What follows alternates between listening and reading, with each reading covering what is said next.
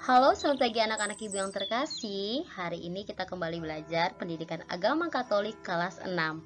Anak-anak ibu, tema kita pada pagi hari ini adalah Nabi Amos, pejuang keadilan. Anak-anak ibu yang terkasih,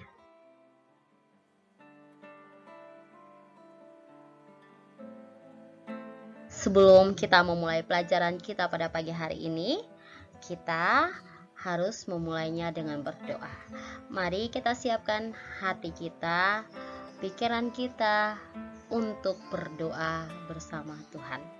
Dalam nama Bapa dan Putra dan Roh Kudus, amin. Allah Bapa yang Maha Adil, Nabi Amos telah memperingatkan agar bangsa Israel, khususnya para penguasanya, berbuat adil. Dengan itu engkau membela rakyat yang miskin dan menderita.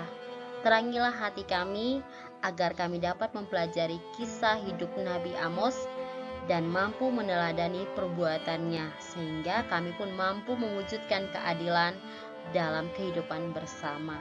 Amin. Dalam nama Bapa dan Putra dan Roh Kudus. Amin.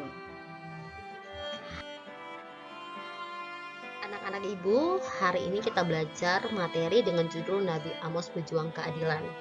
Mengapa kita harus belajar materi pada pagi hari tentang Nabi Amos? Nah, dari pelajaran ini ada 3 tujuan yang harus kita capai. Poin yang pertama itu kita menerima karya keselamatan Allah melalui para nabi. Poin yang kedua, memahami karya keselamatan Allah melalui para nabi. Poin yang ketiga, mewujudkan karya keselamatan Allah yang diwartakan para nabi. Anak-anak ibu, pembahasan Nabi Amos itu merupakan lanjutan dari pembahasan mengenai karya keselamatan Allah melalui para nabi. Seperti ada Nabi Elia dan Nabi Yesaya. Sedangkan Nabi Amos ini adalah utusan Allah dengan tugas memperingatkan bangsa Israel mengenai ketidakadilan yang terjadi di tengah bangsa. Nah, Nabi Amos ini adalah seorang utusan Allah yang memperjuangkan dan membela keadilan. Keadilan yang diperjuangkan Nabi Amos ini berdasarkan perjanjian Allah dengan bangsa Israel yang terungkap dalam tatanan moral bangsa.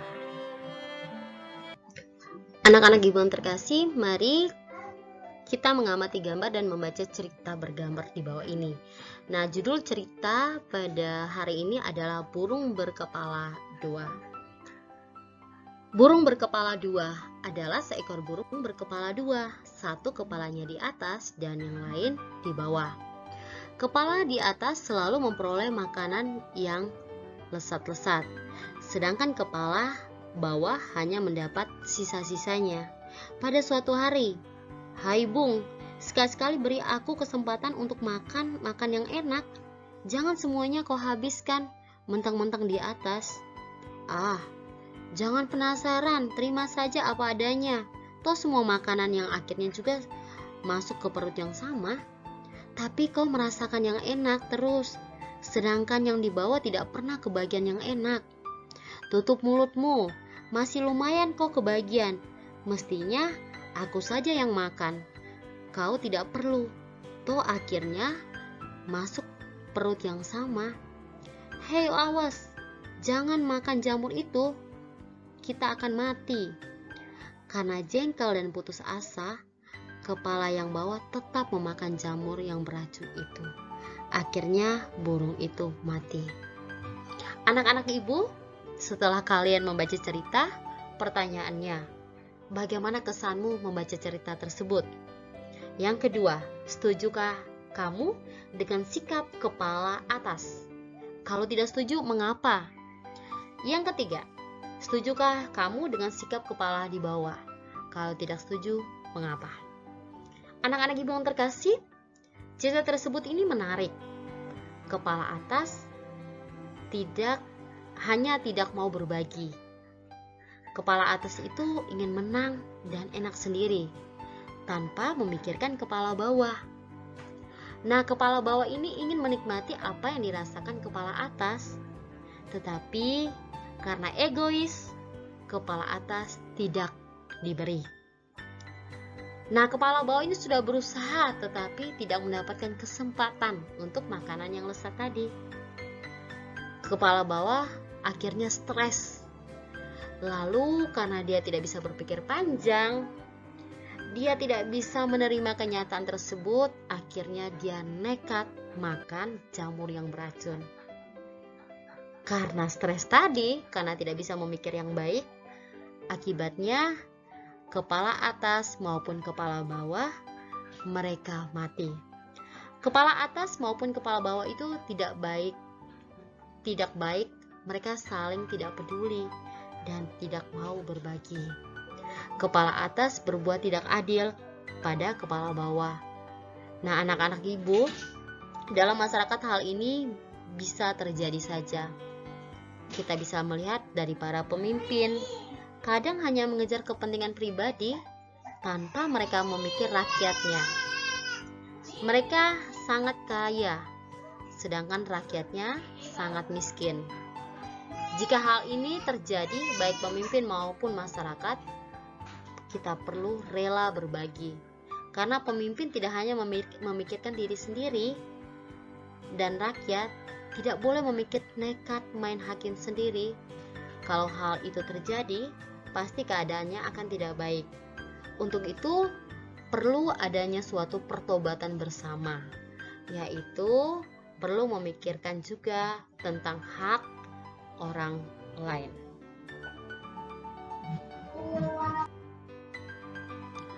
Nah, anak-anak ibu, mari kalian membuka kitab suci. Nah, hari ini kitabnya ada di kitab Amos bab 4 ayat 1 sampai 5. Silakan buka Alkitabnya dan baca kitab Amos. Dengarlah firman ini, hai lembu-lembu Basan yang ada di gunung Samaria, yang memeras orang lemah, yang menginjak orang miskin, yang mengatakan kepada tuan-tuanmu, bawalah kemari supaya kita minum-minum. Tuhan Allah telah bersumpah demi kekudusannya, sesungguhnya akan datang masanya bagimu, bahwa kamu diangkat dengan kait, dan yang tertinggal di antara kamu dengan tak kail ikan. Kamu akan keluar melalui belahan tembok, masing-masing lurus ke depan, dan kamu akan diseret ke arah Hermon. Demikianlah firman Tuhan, datanglah ke Betel dan lakukanlah perbuatan jahat, ke Gilgal dan perhebatkanlah perbuatan jahat. Bawalah korban sembelihanmu pada waktu pagi dan persembahan persepuluhanmu pada hari yang ketiga. Bakarlah korban syukur dari roti yang beragi dan maklumkanlah persembahan-persembahan sukarela. Siarkanlah itu, sebab bukankah yang demikian kamu suka, hai orang Israel? Demikianlah firman Tuhan Allah. Anak-anak ibu, mari kita membaca di bacaan kedua yang diambil dari kitab Amos, sama di bacaan pertama tadi. Nah, di bacaan kedua ini adalah kitab Amos bab 5 ayat 1 sampai 15. Mari kita membaca kitab Amos. Dengarlah perkataan ini yang kuucapkan tentang kamu sebagai ratapan, hai kaum Israel. Telah reba tidak akan bangkit lagi anak darah Israel, terkapar di atas tanahnya dan tidak ada lagi yang membangkitnya. Sebab beginilah firman Tuhan Allah kepada kaum Israel, kota yang maju berperang dengan 1.000 orang, daripadanya akan tersisa 100 orang, dan yang maju berperang dengan 100 orang, daripadanya akan tersisa 10 orang. Sebab beginilah firman Tuhan kepada kaum Israel, carilah aku, maka kamu akan hidup. Janganlah kamu mencari Betel, janganlah pergi ke Gilgal, dan janganlah menyeberang ke Besyeba, sebab Gilgal pasti masuk ke dalam pembuangan, di Betel akan lenyap. Carilah Tuhan, maka kamu akan hidup, supaya jangan ia memasuki keturunan Yusuf bagaikan api yang memakannya habis dengan tidak ada yang memadamkan bagi Betel. Hai kamu yang mengubah keadilan menjadi ipu dan yang mengempaskan kebenaran ke tanah. Dia yang telah membuat bintang Kartika dan bintang belantik, yang mengubah kekalaman menjadi pagi dan membuat siang gelap seperti malam. Dia yang memanggil air laut dan mencurahkannya ke atas permukaan bumi. Tuhan itulah namanya. Dia yang menimpakan kebinasaan atas yang kuat, sehingga kebinasaan datang atas tempat yang berkubu.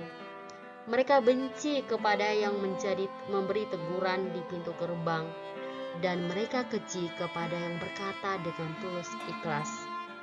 Sebab itu, karena kamu menginjak-injak orang yang lemah dan mengambil pajak gandum daripadanya, sekalipun kamu telah mendirikan rumah-rumah dari batu pahat, kamu tidak akan mendiaminya.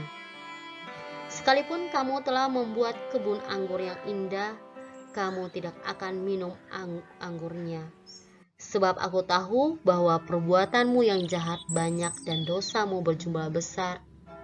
Hai kamu yang menjadikan orang benar terjepit, yang menerima uang suap, dan yang mengesampingkan orang miskin di pintu gerbang.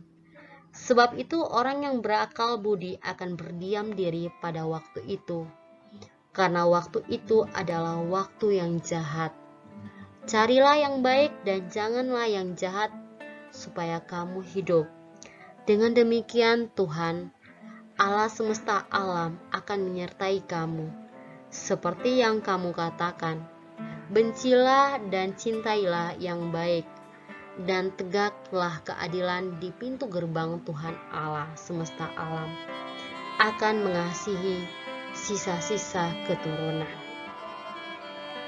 Nah, anak-anak ibu, itulah bacaan yang pertama dan bacaan yang kedua dari kitab Amos. Anak-anak ibu, ada pertanyaan.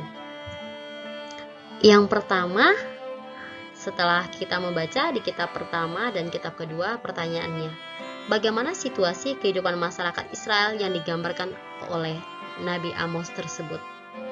Bagaimana? Pertanyaan yang kedua, mengapa rakyat mengalami kemiskinan? Pertanyaan yang ketiga, apa nasihat Amos agar masyarakat tidak binasa? Pertanyaan yang keempat, nilai apa yang dipetik untuk mengalami masalah kemiskinan? Anak-anak ibu, ada 4 pertanyaan berdasarkan kitab Amos yang kita baca tadi. Nah, sudah dikatakan bahwa Nabi Amos itu pejuang keadilan. Keadilan itu kita berbicara apa yang menjadi hak setiap orang. Jadi setiap diri kita saat kita lahir ke dunia itu sudah mempunyai hak dan kewajiban. Jika seorang memberikan bagian atau haknya rakyat, maka itu disebut keadilan. Tetapi jika seorang pemimpin mengambil apa yang menjadi hak rakyat, itu terjadi ketidakadilan, maka akan terjadi kemiskinan atau penderitaan. Pertanyaan nilai yang keempat tadi adalah nilai apa yang dapat dipetik menanggapi masalah kemiskinan.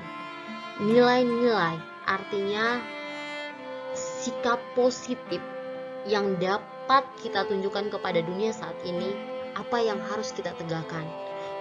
Yang kita harus tegakkan adalah tentang sebuah keadilan. Kita tidak merampas yang menjadi haknya orang lain. Ya. Yang mempunyai kita, hak kita, ya tetap punya kita, dan apa yang menjadi hak orang lain, ya itu merupakan hak orang lain. Anak-anak ibu yang terkasih, Nabi Amos itu adalah seorang utusan Allah yang memperjuangkan dan membela keadilan. Keadilan yang Nabi Amos perjuangkan itu berdasarkan perjanjian Allah dengan bangsa Israel yang terungkap dari tatanan moral bangsa. Nah, pada zaman Nabi Amos, masyarakat Israel itu banyak mengalami ketidakadilan yang tampak pada gejala. Pertama, para pemimpin hidup penuh kekayaan dan kemakmuran. Kenapa para pemimpinnya hidup makmur dan kaya? Karena mereka mengambil apa yang menjadi haknya rakyat. Jadi mereka semakin kaya, tetapi rakyatnya menjadi semakin miskin. Mereka sering berpesta dengan mengambil pajak rakyat yang semakin tinggi. Yang kedua, rakyat kebanyakan mengalami kemiskinan. Yang ketiga, perayaan keagamaan yang meriah dijadikan dalih untuk memungut upetik dari rakyat. Nah, kata upetik ini adalah uang ya. Kata upetik itu uang, ataupun kata lainnya tentang apa yang harus mereka kumpulkan, seperti mungkin tanaman hasil panen mereka ataupun hewan yang mereka pelihara. Nah, maka Nabi Amos ini mengingatkan kepada para bangsa Israel, para pemimpin mereka yang serakah tadi, bahwa satu-satunya jalan untuk terbebas dari hukuman Allah adalah mereka harus bertobat.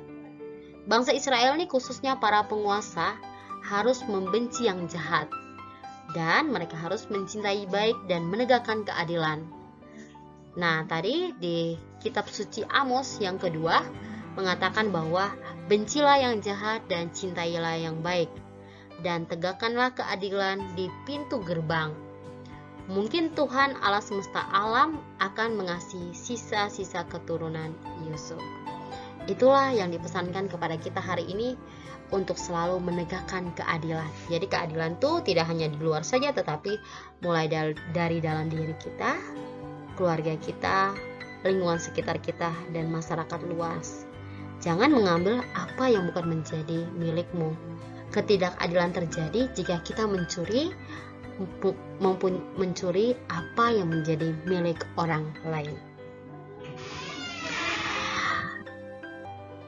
Nah, anak-anak ibu, hari ini tugas kalian adalah setelah kalian mendengar, memahami materi hari ini, maka ini sebagai catatan agama atau rangkuman dari materi hari ini yang akan kamu catat di buku catatan agama kalian.